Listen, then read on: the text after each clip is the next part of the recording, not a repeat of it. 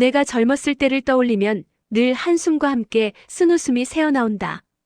내 고향은 산골짜기에 자리한 작은 마을이었다. 흙먼지 날리는 시골길, 비만 오면 질퍽거려 발이 빠지던 논두렁길, 그리고 낡은 초가집. 우리 가족은 늘 가난에 시달렸다. 아버지는 땀 흘리며 농사를 지었지만 흉년이 들면 논밭은 금세 황무지가 되었고, 어머니는 푸성기를 들고 장터에 나가도 몇 푼 손에 쥐기 어려웠다.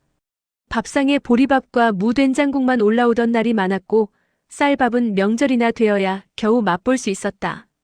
그런 환경 속에서 자란 나는 늘 세상에 대한 막연한 갈망을 품었다. 언젠가는 도시로 나가 큰 돈을 벌어야지. 내가 이 가난을 끝내고 부모님을 편히 모셔야겠다. 그러나 그 다짐과는 달리 현실은 냉정했다. 고등학교를 겨우 마치고 도시로 올라왔지만 가진 것은 꿈뿐이었다. 돈도 연줄도 제대로 된 기술조차 없었다. 처음 발을 들인 곳은 허름한 식당이었다. 하루 종일 손님들이 던지는 고함 소리와 불평을 받아내야 했다. 이봐, 주문이 왜 이렇게 늦어? 밥상에 반찬이 왜 이 모양이야? 나는 제대로 대응도 못한 채 허둥지둥 움직이며 땀을 흘렸다. 퇴근 무렵이 되면 발은 퉁퉁 붓고 손가락에는 물집이 잡혔다. 월급은 고작 몇만 원. 그러나 그 돈이 없으면 나는 방세조차 내지 못했다. 그 후로 나는 수많은 직업을 전전했다. 공장에 들어가 기계 돌아가는 소음 속에서 하루 종일 귀를 틀어막으며 서 있었고, 건설 현장에서는 철근을 나르다 허리를 삐끗하기도 했다. 겨울철에는 오토바이에 몸을 싣고 배달을 했는데 칼바람에 손이 얼어 감각이 사라지는 경험도 했다. 그때마다 나는 왜 내 인생은 이리 힘든가라는 좌절감에 사로잡혔다. 그러나 이상하게도 내 마음속 작은 목소리는 늘 나를 붙잡았다. 포기하지 마라. 이 고생이 너를 단단하게 만들 것이다. 나는 매번 쓰러질 때마다 다시 일어났다. 그러던 어느 날 나는 우연히 한 작은 카페에 취직하게 되었다. 카페 주인은 나보다 10살쯤 많았는데 손님 한 명 한 명에게 정성껏 커피를 내어주며 따뜻한 말을 건네는 모습이 인상적이었다. 그는 자주 내게 말했다. 세상은 쉽게 기회를 주지 않아. 하지만 내 마음이 준비되어 있으면 기회는 반드시 온다네. 그 말은 처음에는 공허하게 들렸지만 점점 내 마음속에서 씨앗처럼 뿌리내리기 시작했다.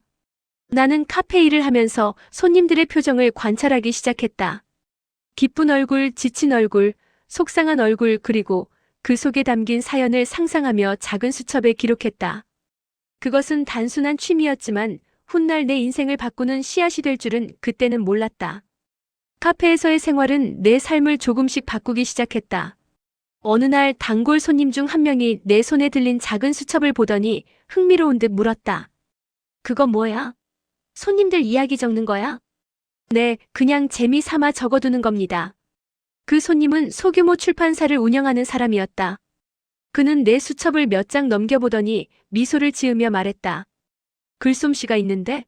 너 글 한번 써볼 생각 없니? 나는 그 말에 당황했다. 글이라니? 평생 글을 써본 건 학교 시절 일기 정도가 전부였는데. 그러나 그는 진지했다. 짧은 칼럼 형식으로 사람들의 이야기를 써보라는 제안을 했다. 그날 밤 나는 종이 앞에서 몇 시간을 씨름했다. 문장을 어떻게 시작해야 할지도 몰라 고민하다가 결국 카페에서 본 한 중년 손님의 이야기를 풀어내기 시작했다. 사업 실패 후 다시 일어서려는 그 손님의 표정, 손떨림 속에 담긴 간절함을 담아냈다. 몇 번을 고치고 다시 쓰며 밤을 지새웠다. 며칠 뒤 출판사 사장은 내 글을 보고 고개를 끄덕였다. 거칠지만 솔직하네. 사람 냄새가 나. 이런 글을 계속 써보면 좋겠어. 그때부터 나는 매주 칼럼을 맡았다. 글을 쓰면서 나는 세상을 새롭게 보게 되었다. 사람들의 말투, 표정, 작은 행동에도 의미가 담겨 있음을 깨달았다. 글이 세상과 나를 이어주는 다리가 되었다. 몇 달이 지나자 내 글은 점차 독자들의 관심을 끌었다. 편집자는 내게 말했다. 책으로 묶어보는 게 어때요? 그 말을 들었을 때 가슴이 터질 듯 뛰었다. 가난한 청년에서 글을 출간하는 작가가 되다니 상상조차 하지 못한 일이었다. 하지만 동시에 두려움도 엄습했다. 내 글을 사람들이 외면하면 어쩌나. 그러나 도전하지 않으면 아무 일도 일어나지 않는다는 사실을 이미 배웠다. 나는 출간을 결심했다. 책은 큰 성공을 거두지는 못했지만 의외로 따뜻한 반응을 얻었다.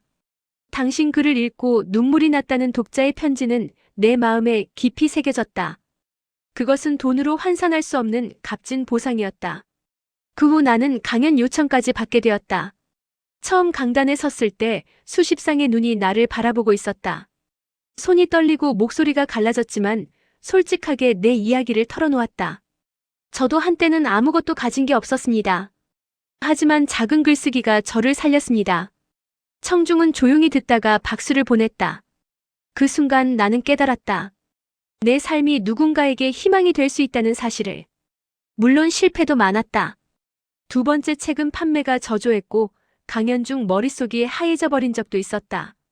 그러나 나는 포기하지 않았다.